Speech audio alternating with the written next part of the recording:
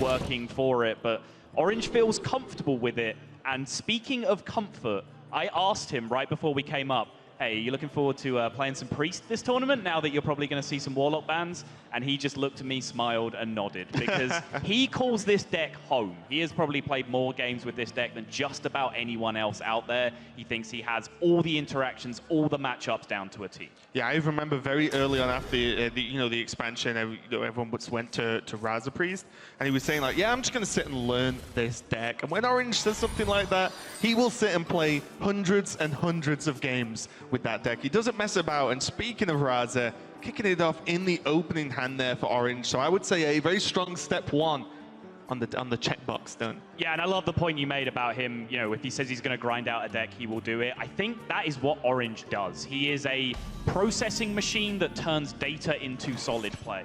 I was talking in the intro about naturally talented players. I don't think Orange is one of those naturally talented players. I think he's a hard worker. I think he's someone who grinds out matchups. And I think when he understands decks, he plays them as well as anyone. But it can take him a little more time to get to that point. Yeah, I agree. And he agrees, actually. It's a sentiment he shared when we were talking to him before we got things started.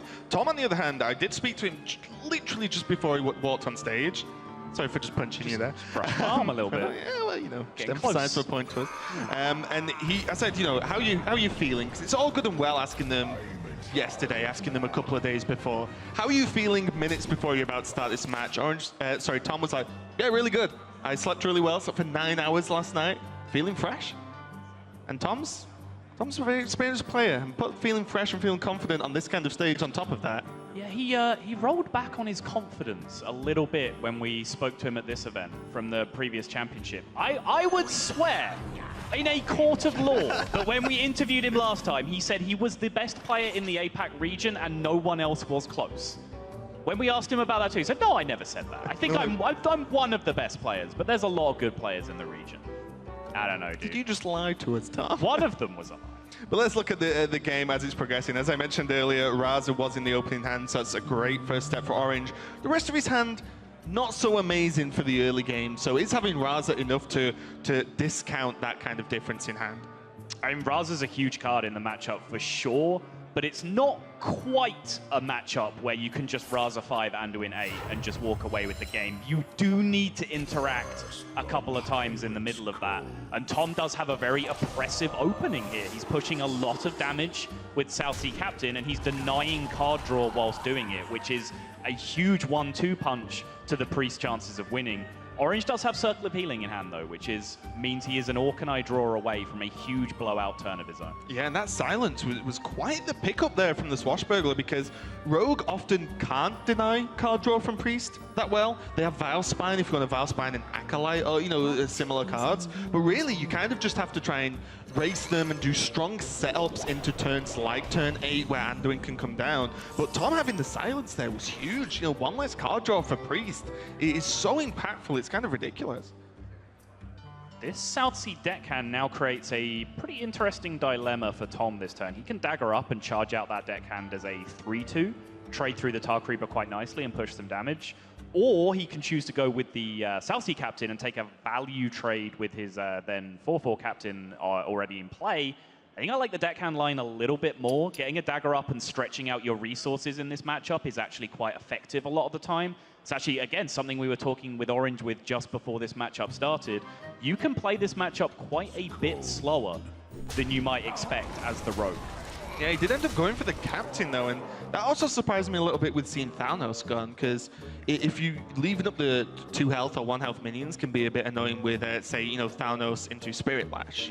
Thanos is gone, right? So that isn't really as much of a threat. I thought he was going to go for the deckhand there and hold off, but at the end of the day, having 2 4/4s on the board, if he was going for the Captain, these trades were great. Just get away with the little minions and have 2 strong 4/4s on the board that are only going to get stronger going forward into the next few turns. Yeah, I was going to lead forward to this point, which is if you do go with the Captain line, I actually do like leaving this board state, because you're so much more resilient. You're only vulnerable to Orkanai Circle pretty much at this point in the game. Whereas if you'd value traded with the Captain, you open yourself up more to Spirit Lash, you open yourself up more to Potion of Madness, being able to take care of your biggest threat on board. and so on. So yeah, the 2/4/4s in play, obviously. It's a meme at this point, we know that, but it's a nightmare for Priest to deal with. Really is now a third 4-attack minion on the board due to these captains, but this is shaping up to be quite a nice hand here from Tom, because he now has the Flame Elemental in hand as an activator for Vilespine later on. Regardless of whatever he draws, right? He could draw a backstab, so that helps. But then also has the flexibility to say, oh, I don't need to Vilespine this turn. Okay, Scalebane. Oh, he killed the Scalebane. Another Scalebane. You know, these are very resilient cards versus Priest. And almost the reason why Scalebane's as popular as it is because it beats Dragonfire from Priest. Absolutely. Speaking of Dragonfire, in that. Sorry, what was that noise? Man, so you never heard that draw Dragonfire noise before? No. Pretty reasonable since it's the first time I've said it. You could definitely convince me that the game client itself made that noise. Yeah, you play on mute. You miss out on so much of the joy of the Hearthstone sound effects. Orange has no real choice here. He's staring down 14 power on the board. Any source of damage would have killed him at this point, but he has to just continue developing the Raza here. He has no other options, and now the Scalebane being available to counterpunch the Dragonfire Potion is a huge win for Tom60229, and as you said, can follow this up with plenty more threats in the future. Yeah, do you think you ever trade away the 1/2 to dodge any sort of Pyro Potion of Madness shenanigans? Because Tom can easily afford to take 5 here. This isn't really a problem. Okay, he can because he is a mile ahead in the matchup right now. But actually, taking 5 when you're at 30 in this matchup is often not a good idea, because quite a lot of the time, the Priest does just try and race you. And that's what I mean. He can afford to take it, but having a trade that also plays around another awkward play your opponent can make ticks all the boxes in my book. Absolutely agree with not taking the 5 in that position for a multitude of reasons. Now, this is the exact reason Scalebane's a good card. Yep. The clear here is the Dragonfire Potion, or would be if Scalebane was not, in fact, a dragon and immune to the effect. So Orange under pressure from every which way here, and to be honest, the Dragonfire is going to have to come down, I think, and you could say, oh, you know, he's on 10, he's got an extra 5 health to kind of deal with, well, 4 without the dagger included. That's not a lot of damage to ask for Rogue to do. Not going to be this turn, though. We're going to see the Scalebane high 5. The Scalebane high 5. It's a good question. I mean, it's as perfect a time for it as you're ever going to get. You want to get this threat on board before Shadow Reaper Anduin can come down, because that's when cards like Scalebane and Bone Mare can become a liability, when Shadow Reaper Anduin are available. Oh. Okay.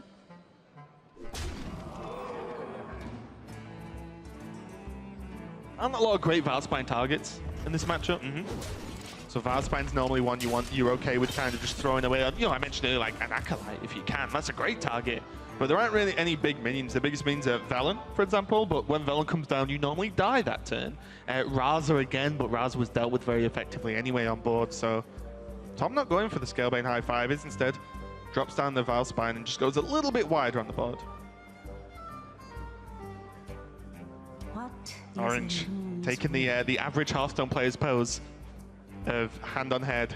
What do I do now? The answer is not a great deal. There is no line available to provide not just the previous World Championship performance. Tom is a last call qualifier for this event as well. When you say you've put a lot into it, the last call qualifier is probably more than anyone, because when you qualify through a seasonal championship, you can actually just take a break, you know, low-key relax for the rest of the year if you qualify early. We talked with a lot of players about the merits of that. If you got there through last call, you have been on it every single day for the entire season to grind out those points. Yep, definitely hard workers, all of them. And let's kick off game number 2. And this is probably a highlight of this tournament. We see Warlock for a start. Warlock is not going to be banned out here. And then we see Orange's Hunter, the only player to bring Hunter. And we were talking to him just a little bit before backstage, and he was sort of in a good mood about it. He was half laughing and saying, oh, you know, it's kind of funny that I'm the only one who brought Hunter, but I actually think, judging from what I've seen, Hunter could be the deck that gets me there. And what a great story that would be. Yeah, he said that he feels like his group perhaps has a little bit of a weakness to Hunter. He said that his own words, not mine, him being the idiot that brought Hunter to this tournament could actually work in his favor. And this is the matchup that he wanted. As I said, the HS replay stats bear out that this is the matchup he needs to win with his Hunter if he's going to get over the line against Tom60229. Yeah, and on the other side of the board here, Tom on the cube variant of the Warlock, not the control one. This list I have a good amount of experience with. This is actually one of my favorite lists of the current meta, especially with the Giants as well. Gives you a lot of power versus Priest. And yeah, we'll see if it gets there, because one of the things it does struggle with is the defense against extreme aggression. Yep. Because Rogue, against Rogue you can kind of deal with it, set up a good defile board or clear the board once, then Rogue can run out of juice. Like Hunter often just gets there before you can even set up a defile or a good Hellfire. They just go that little one step too fast, I would say. Yeah, Mountain Giant in this matchup, he might as well have not drawn a card in his mulligan there, because that Mountain Giant is not being played. As fantastic as it is in the mirrors and the Priest matchup and all these great source of 8 damage in these crucial control matchups, you're just almost never going to have enough cards in hand to play that against Hunter, because you are going to be forced to play out your resources very, very quickly to contest with their aggression. Orange now with a couple of options. There is the coin into the bow to get it live, but he still just has 2 1-drops if he wants to go a little bit wide on the board. He will always be considering Defile, but again, if he hits a Defile this early, it's probably not the end of the world. And also, Tom's list isn't playing, because it's the Cube block, isn't playing Siphoned Soul, isn't playing Twisted Nether. This Hydra, very difficult to deal with. Often, it's a very early Spellstone that's been buffed by Librarians, for example, that get you there. Do that 7 damage, you need 1 more from, Mortal Coil, a minion, whatever. But this Hydra is actually a huge pain to deal with for this Warlock. And you saw Orange keep that in the mulligan, which, globally, Hydra is a very mediocre card in terms of win rate in Hunter. And a lot of matchups, you really need to be going for that Candle Shot or the Beast into Razormaw curve. It's about a 50% win rate card, I believe, like globally. But in this particular matchup, as you said, there is just no way to answer it on curve. If you play that thing on 5, or even better, if you're going second, jam it out on the coin, it's going to get in there for 8 a lot of the time. Very, very difficult. A lot of Warlock setups start on 6. Yeah. Even the weapon on 5, well, guess what? Nothing's happening other than you equipping a weapon on 5. You still get hit for 8. We are going to see what happens quite often with Prince Tal'Darim here, where you just have to play it as a 3-3 just to fight the board. This often occurs as well against Paladin, where you try and get a Righteous Protector. So at least it's a 3-3 with Divine Shield, right? Just to try and stem the flow of damage, but now there's just weapon into coin into Hydra. I'm guessing, as you mentioned, is Orange's rough game plan for what his hand tells him to do. Now there's a Spellbreaker, so that even if a Void Lord, as we can see one in Tom's hand, comes out, you just go, nope. Slide straight past it. Yeah, just bow and keep on trucking. I don't see what is wrong with this line whatsoever. He has, enough repetitive damage on the board to be irritating, and this amount of pressure is just about to be amplified by an order of magnitude when this Hydra hits the board. It's okay, you can create new words. It's fine, amplitude. Amplitude? It's a rhythm game, I think. Here comes the Hydra. Now Tom has second Void Lord. I was going to say, snap Faceless. He has to do it. Needs to contest it. He cannot take 8 and then just have no answer to it again. He can survive the 8. He cannot survive 16 from this Hydra. He will be in way too much of a position to just get bursted down by hero powers and kill commands at that point. It's a tricky turn in itself, actually. Flanking shot. Orange is playing the 1-up in the deck. And it was one of the questions that was raised, no one's really tried flanking shot in an aggressive Hunter, at least. Everyone kind of went to the Spell Hunter early on just to test it out. Flanking shot, great card there. But now I wonder if you've said it one too many times. It's Strike. I was going to let you get away with it. Oh, Strike. Yeah. I've literally got the card name in front of me. I just ignored it. I was going to let it slide for a while. And you just kept going back to the well. Flanking man. Yeah, there you go. I wonder if you just go for it on the Hydra here. You kind of still get 3 damage to Tom. You create a 3-3. You do skip a hero power though, which hurts. I think you kill command it and hit it with the bow. Yeah. Oh, he's going to take the... Okay, yeah, okay. Because you push 6 more then by killing this Hydra, and you still have an 8-8 on the board. And what did I say earlier? Like, Tom can afford to tank this once, but he needs that 8-8 as an answer to it the second time around. And Orange can afford to tank this a million times, right? Because his health is completely insignificant in this game. You say that? Well, unless there's a crazy Defile. That Defile could have made things interesting in a slightly different board position. Yeah, if he'd gone for, say, the Say if there was a 3-3 Wolf on the board right now. That just goes 1, 2, 3, 4. Wow. Jumps out the 4-door with the 4-4 and goes 1, 2, 3, and 4. Counting with the casters. I mean, that's pretty much what Defile is, guys. So there's the Librarian into the Spellstone. For those who don't know, the Librarian just activate a Spellstone if it's drawn that turn. He did get some extra damage there, some extra healing. But that's still 8 damage from the Hydra this turn. Oh. Oh. 2 out of 3. We all know what we're looking for right now. Oh! Lost the 2 out of 3. One of the few times where you're happy to see Leok. Does this get really scary now? Yes. In a word, Raven, yes.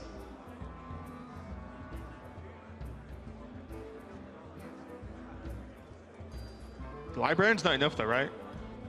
The withdraw's too much.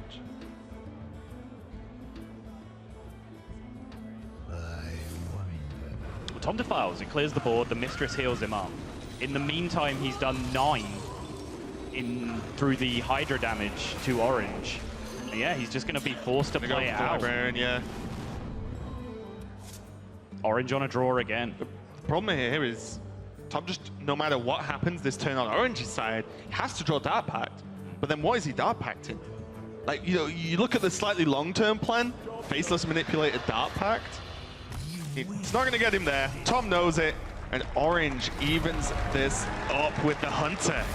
1 game, 1 win, 100% win rate Hunter in this tournament. Cards in your deck, Yeah. in open reveal deck list formats. But he's not great at playing ladder because he outthinks himself. He plays around cards that aren't there. He assumes people have teched their decks in ways that they haven't.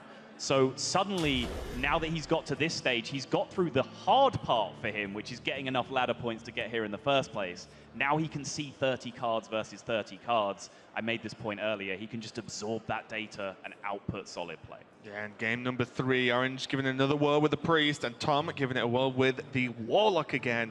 So this is a matchup.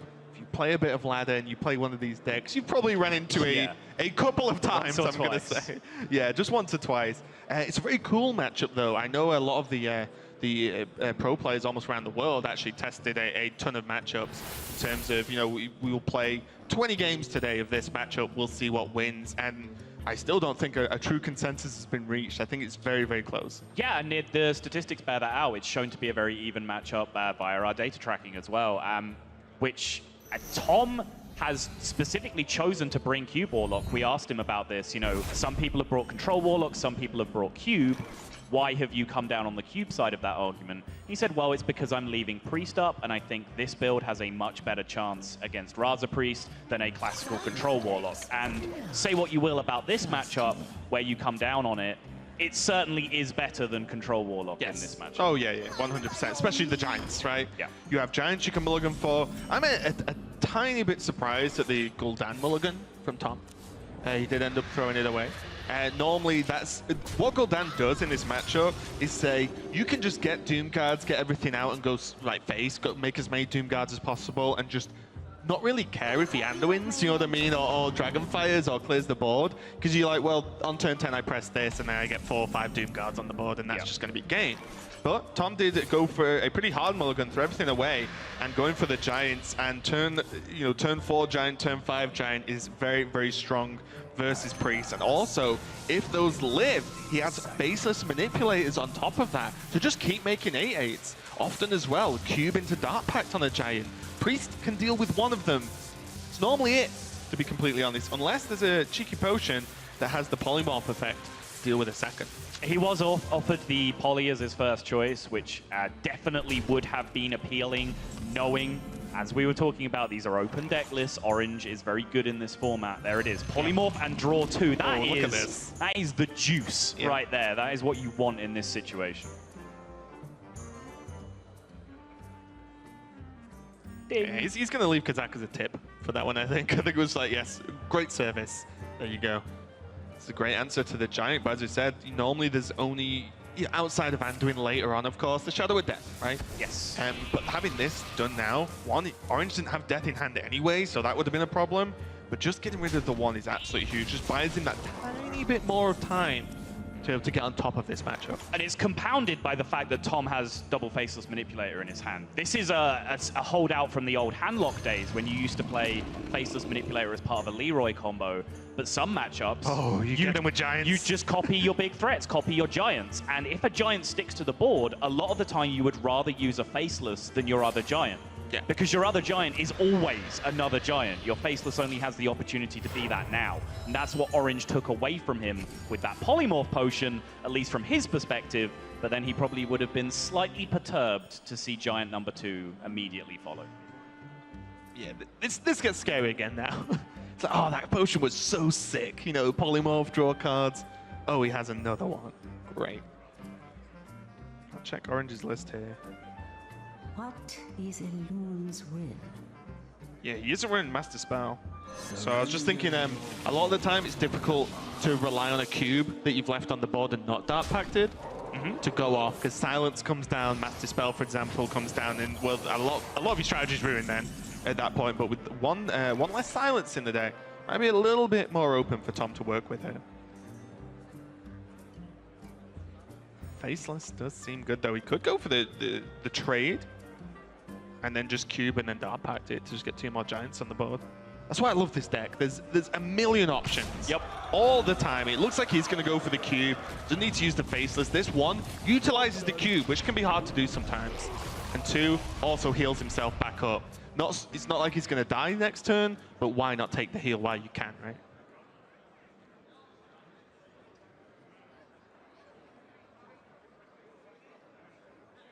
Orange did have the opportunity last turn to bypass his Raza, which is always a bad feeling. When you're weighing up the pros and cons of any given play, I didn't play Raza this turn is always quite heavily in the cons column. But he could have dealt with that Giant threat just with the Dragonfire Potion, trading in a 3/3 Dragonfire Potion away the 8/8. That then suddenly takes away those Faceless Manipulator plays, the cube plays, all those kind of availabilities. Something that might be worth going back to look at. I agree. This is definitely one of the ways you win versus Priest, is the Warlock is just saying, well, you dealt with one, and that was, fortunate from the Kazakas that, gave him the Polymorph option. But can you deal with 2? Can you deal with 3? It can be 4 next turn if Tom wants to keep this pressure up with the Giants, and why not at this point? The Tar Creeper comes down, he's going to be, mainly a speed bump at this point. Nothing even that bad for Tom to get through. Is someone injured? Orange is going to load out. So with the Acolyte of Pain and the Northshire Cleric on the board, he gives himself the potential to hit something with an Acolyte and potentially 0 mana hero power to heal a minion, and then pick up a draw off the Cleric, which gives him 3 possible draws for Shadow Reaper Anduin at this point, making his chances 19% to pick up the card that he needs to swing this matchup back. Tom did go for the tap there. I think that was mainly to see if he could fish for a demon, because then the skull, the weapon, becomes way more powerful to equip now while you're relatively safe. And then you can actually say you get, any of the 2 demons actually. There are still those 2 Faceless that Tom's had sitting in hand for a while now and probably wants to utilize. And when the weapon is actually just kicking out demons every turn, you just Faceless them with your mana, then perfect. But end up getting the Librarian instead. Now Tom has to make the call. Sometimes you actually do have to just equip the weapon and say, well, I know he's not going to summon anything next turn, but maybe the turn after. But instead, Tom's saying, I like 8/8s. I'm going to keep playing these. These are good. The big boy plays. Yeah. Straight into the Anduin turn, makes a 3rd 8/8, doesn't give a single cheese. Anduin isn't there. I was done. I don't know why you felt the need to follow that up. I just like saying cheese. Fair enough. What is Elun's will? Spirit Lash there, doing the big 1 damage to these Giants. Most importantly, getting the card draw for Orange, though. Yeah, does give himself the ability now to go off with Dragonfire plus the trades to take care of this incredibly threatening board.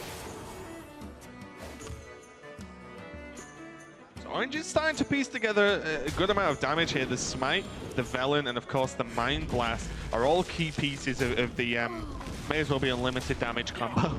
It feels like often when you're against Priest, but he still is missing the Shadow Reaper and doing very nice clear there though. All the Giants gone. Nice clap from the audience. Good job, guys. Nothing better than a Hearthstone audience appreciating clean playing. Yeah. There's a demon now, so this weapon, Skull of Manari? I never know how you say that. Manari? Because of the... Right. You're thinking about? Yeah.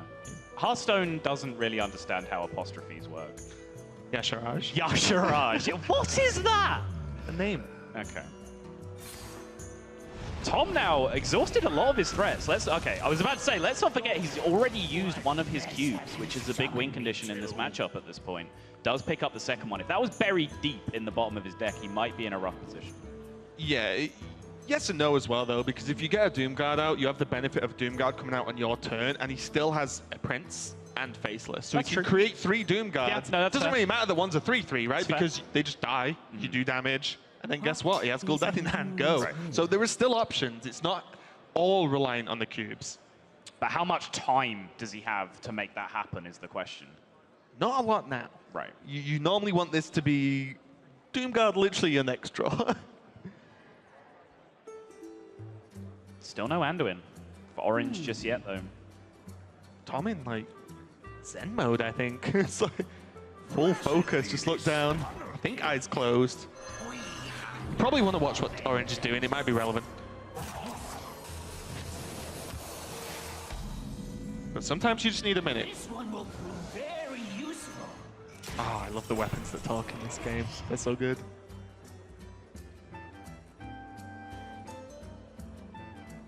Void Lord's down now, so it's going to make some of the kind of weird minion pressure that Priest does sometimes, like Glimmer Roots early on. He's like, I'm kind of getting beat up, but kind of not. Sure. It kind of makes the minions to a certain level insignificant. Obviously, the Priest of the Feast is very important because it can keep healing.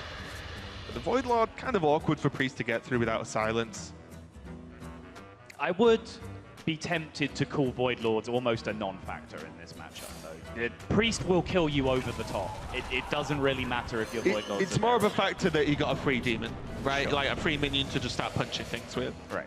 If anything, you know, if you pollute your pool with too many Void Lords and by extension too many Void Walkers, that then gives you low rolls off your Gul'dan later on. Sometimes, well, a lot of the time, you're very happy that this Void Lord, if it receives a silence. Yes. You're like, yes, please.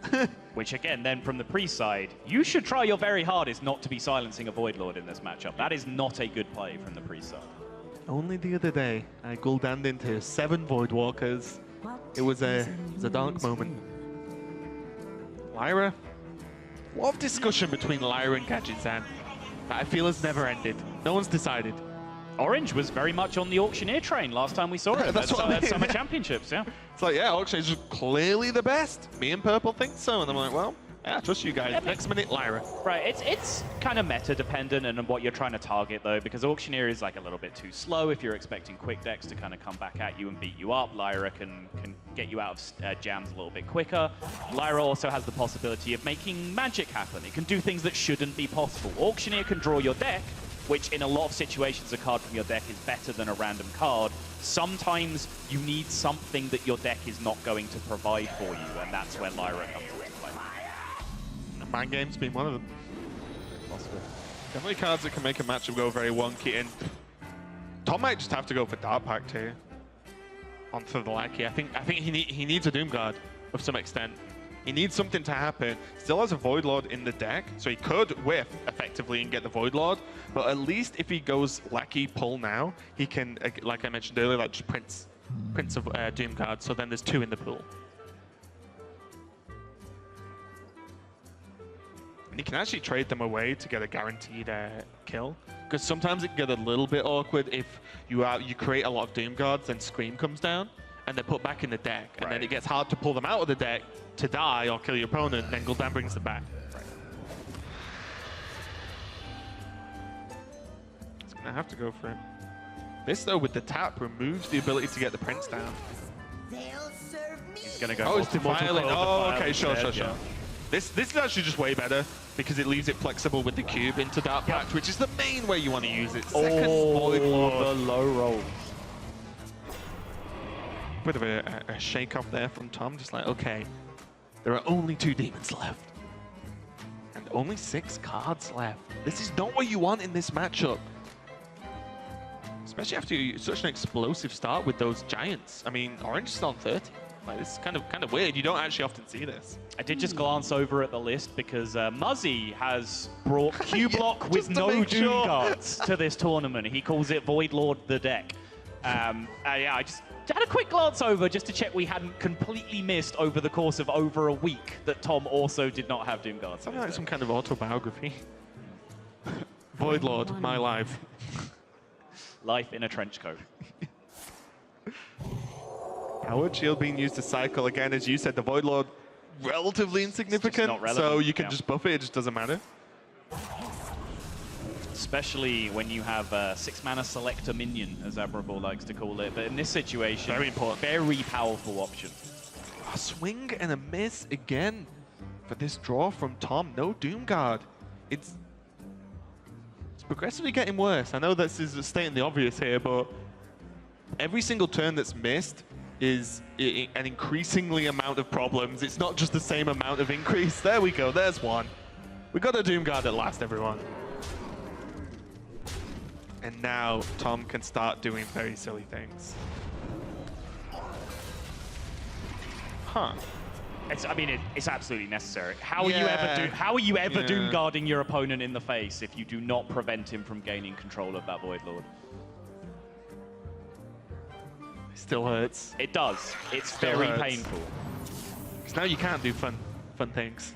Or as fun things, should I say. Especially with both Defiles gone for Tom already as well, which is your other easy activator for cubes and things later on.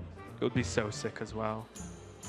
When you have, you know, if you had a Defile left, you can do stupid things with Cube, Tarim, What Defile is a Yep, on certain boards. This does limit the options here, but as you said, if Tom isn't hitting through 1,000 health worth of taunt minions at this point. Oh yes, Ooh. they'll serve me now. Dark Pact your lackey, that's a good play, right? It is doable. I don't think it pulls a demon though. No, it doesn't. Feels bad. Imagine if the lackey was just like attached to the deck it came from. Just pull one of the Doom Guards out of Tom's deck. You'd be like, wait, what? It shouldn't work like this. And this is cute. Orange deliberately Dark Pacts the larger 3/3 away to prevent these 1/3s being able to be traded off the board, congesting the board space with 1/3s that are not threatening to kill him. Hellfire's a really good card. Actually slots in very nicely. And suddenly, this is when you get to the point in this matchup where you aren't that afraid of Anduin. On the turn he comes down. Obviously, if you don't... Oh, you're very scared of Anduin because you die if he draws Anduin. You know that there is damage in his hand to kill you at this point. Yeah, I mean, like, you have that Anduin turn where you Right. can blow up and then you can go down and go. You have to kill him on That's the what I'm back. saying, yeah, that's what I'm saying.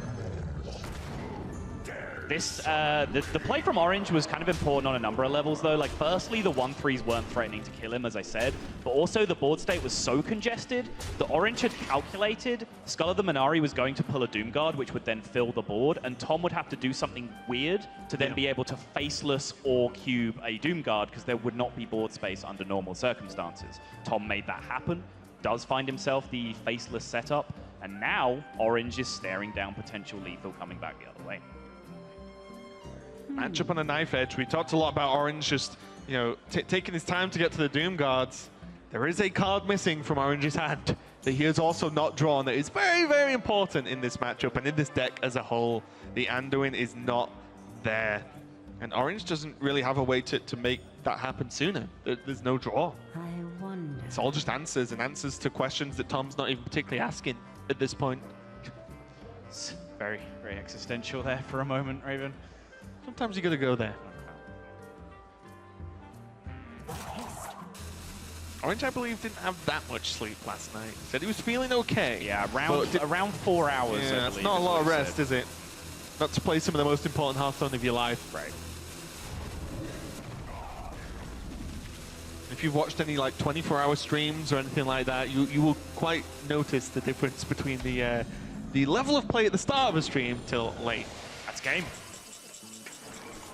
10 damage on board, 2 Hellfires. That is GG. Tom did not even need any of the madness to take this home. He played one Doomguard and facelessed it. That was the Q block element of this deck up until this point. The Giants that got cubed got dealt with fairly easily, but just minion presence and Hellfire was enough to beat the Raza Priest that didn't draw Anduin. They are so... And an amazing crowd, of course, cheering along there. Orange versus Tom. Tom, 2-1 up off the back of that Warlock win against the Priest. And I mentioned the conversation I had with Orange where I said, hey, buddy, you're going to get to play some Priest this tournament. That's going to feel good, isn't it? Well, so far, I'm afraid it hasn't. He's probably playing more Priest than he wanted to in this match. Right. He has picked up a couple of losses so far. One in a supposedly favored matchup against Tempo Rogue, although some top-level pro player would disagree with you on that, especially if they're more experienced on the Rogue side. But now... no more excuses, no more real arguments about matchups. It is a straight-up mirror that this is going to come down to. Yeah, and whatever you say about the mirror, it is heavily reliant on Raza into Anduin. We saw what a lack of Anduin was doing against Warlock then. Even with Warlock not having the best draw, but in this mirror, if someone has the ability to do the high burst damage and one player doesn't, it gets very rough. But if both players either don't have access to Anduin or both players do, along with Raza, then the game starts getting very, very intricate indeed about management of resources, managing card draw. All these small things add up to that package. Tom is behind the game right now because we do see Orange sat on Raza, whereas Tom does not have any of the key pieces. But now, Pyro, Cleric, Circle package available in hand for Tom. That can change that card draw dynamic you were just talking about very, very quickly. Even with the Acolyte as well, if Acolyte is just played this turn so it sits on the board, doesn't get pained, then suddenly, that's like just play these 3 cards, cycle half of your deck. Is kind of insane. Classically, this would be considered a pretty poor play to just drop an Acolyte here, because it can get contested by a 3-3, it can get silenced, it can get Shadower pained, and as you mentioned, card draw very, very important. But that's one of the big issues with Hearthstone of going from a mediocre player, maybe a rank 5 player or a low-level legend player, to a top player, is learning when things that you've learned are bad are in fact correct. You learn a set of rules and then you learn when to break them. Just to give you an update, this is match number 2. The day we did see Hoy lose to Doc Pone earlier on. And we've got Jason Joe versus Muzzy coming up later on. Every match is so good. I know. Oof. Didn't go for the Acolyte, Tom, last game. Last game? Last game, he might have played. No, last turn, so he's just going to hold on to these card draws. As he said, whenever you miss an opportunity of card draw, you give your opponent a chance to get one ahead of you, right? And you never want to do that. You need to keep it, at worst, even. Embrace the void. Orange is going to drop the Orkanai to try and contest this board position. Oh, Raza changes everything, and there you see Purple, maybe feeling slightly worse about this matchup now that he sees the Raza matching on the opposite side from Tom, because of course, incredibly close friends with Orange, even chose to practice together again for this tournament, despite the fact that they are both in it. And that has been a hot topic amongst the players, about whether that was an advantage or not. Because practicing with someone in the same tournament, yes, you are giving away your strategy to one of your biggest competitors, but it guarantees your practice partner is as motivated as you for the cause, and you get the best possible practice out of it. It's Pyro time. It is Pyro time. Apparently said it's purple time then. I was like, no, that's not today. Or later on. It's Chico time. Wow. What a weird reference to hear you make, but this is what we were talking about earlier. The combination of these 3 cards can do absolutely ridiculous things. Tom already drew the Raza this turn, and now look how many... Oh, there we go. Look, but we say, oh, we got it, and it's like, yes, 5 cards ahead of his opponent. Like, he is halfway through his deck when Orange has 20 cards left. When you draw this many cards in one turn, it isn't unfathomable that, yes, you draw the Anduin, sorry. He drew, what, 6 cards that turn? 1 off the Power Word Shield, 5 off the Circle. So he was 40% to draw the Anduin Exactly, yeah. just that turn, let alone before that as well being factored into it. And he still effectively has 3 turns to technically draw it in time anyway, right? Exactly. So it's so many cards in, and this is when the difference might appear, and that Tom might have just took too big a step ahead of Orange in the card draw race. Orange definitely not out of it though, don't get me wrong. It's just Tom made a very impactful turn there, and Orange, the onus is definitely on him to now answer this and make something happen for himself. Options are limited though. Raza seems just a steady, solid option. You will then, or can use the Hero Power to deal 2 damage with the Elkanai on board. He's going to go for a bit of a pyro fun of his own, drawing not quite as many cards, but still helping out. Your pyro versus the pyro she tells you not to worry about. I mean, one's still alive, so I'm not quite sure who's who on this side. It's a fair point. And Orange has a little bit of history when it comes to burning cards in the Priest Mirror. Again, not quite as explosive as it was that we saw in Summer Championships, but hoping against hope that that one burn might have got him something relevant. Yeah, I mentioned at the start of the day, the Orange Surrender Finals, for me, was one of the best matches of Hearthstone I've seen in a very, very long time. If you have not seen it, you should go back and at least watch the Priest matchup. That was absolutely insane. Now the Raz is going to come down. As you mentioned earlier on, like not playing Raza when you can physically play it feels bad, but these turns make a big impact, right? Suddenly, Orange is applying a bit of pressure with this Pyro now, and Tom just has to be just as aware of a similar turn coming back from Orange. Orange still has those cards left. I love it. I love it. Have even more cards, friend. Yep. Tom has exactly what he needs. That puts 2 Razas, well, puts 3 cards in his opponent's deck that aren't the Shadow Reaper Anduin or the Prophet Velen or whatever it is. He just drew one. Right, whatever it is Orange's hand needs from Tom's perspective, he doesn't know. He just knows there's a good chance he still needs something. Also, the 2 Razas themselves block Kazakas from being used at this point. And they're just 5 mana, 5/5. Like, that's just not a good card in this matchup, at least. Here comes Anduin. This is the card Orange did not want to see, especially on turn 8, especially after Raza already being live. We can see as well that there's plenty of cheap spells and cards for Tom to play with next turn. And a Lyra, and still an Auctioneer to draw. Tom's list is greedy. We had the debate earlier. Tom's just playing both. Yeah, you don't need to make a decision if you just include them both. There you go. Also, the flexibility of Shadow Visions is huge as well. Yep. Like, what do I need on this turn to get the win? Okay, because quite often this late in the game, Tom's only got 10, 11 cards on 10 on the draw left in his deck. So he probably has a very strong idea as to what spells are even left. So he can just pick what he thinks he wants. There's one less spell. Now he's just waiting for Velen to say hello.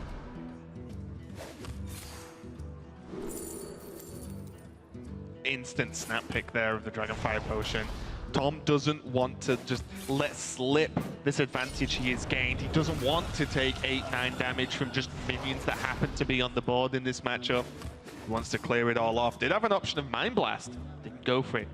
Definitely wanted to stay ahead in this race. Well, he's going to get some use out of this Pyro now. I guess. Look at Orange's hand though. Oh, there's a Raza. Raza number 3. We're still waiting on an Anduin.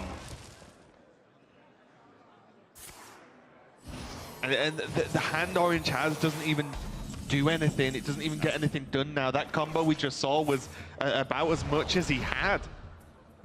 This is looking like a very, very tough one for Orange. Tom isn't exactly lacking in resources, and when you have a large amount of resources with this setup, you can do quite miraculous things. Yeah, he's just going off. Potion of Madness on the Acolyte. He can ping it away. This could actually just be lethal. Yeah, in a very funny way, yeah. Is, We'll just have to sit and watch this with you guys, to be honest, and see what happens. Wait until the latest possible point to ping away that Acolyte, in case you don't need to. He's going to use the Spirit Lash anyway, so it's all irrelevant. Racking up the damage. Purify is playable as well. So touch. I've lost track of where we're up to now. Yeah, the animations fall behind, Yeah. which makes it a little bit awkward sometimes, but I think he might just get there, actually. Seeking Silence as well. Still has 1 mana. Still going to take a draw from the Lyra. We're using the Silence, of course. Pint size, castable. Okay, he's not going to... Well, depending. I don't think he's got time to get there. Yeah. Okay, Foul Mind, not going to be enough, but let's be honest.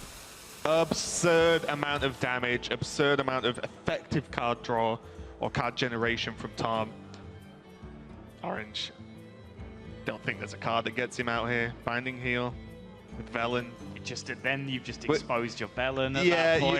it's like okay, you might not be dead next turn, but then do you ever win? And Tom isn't even scratched at this point. He's on 31. You're hooking up the life support machine. The Iron Lung is in full effect at this point, but you are very much in assisted living at this point. Sorry, it got a bit dark again. I was gonna say I might have nothing to follow that up with because we're gonna go to a place no one wants to go to. Which death does Tom want to use? Lyra's not silent, so we'll continue to do silly things. Mind Vision, another cheap card to use out here. So much juice in the tank for Tom.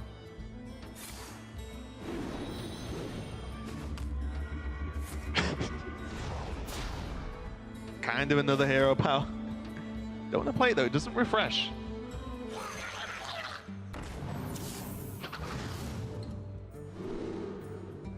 I wonder.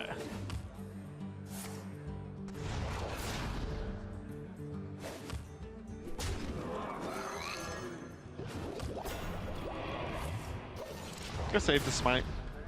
Knew that it was extremely likely he wouldn't get there this turn anyway.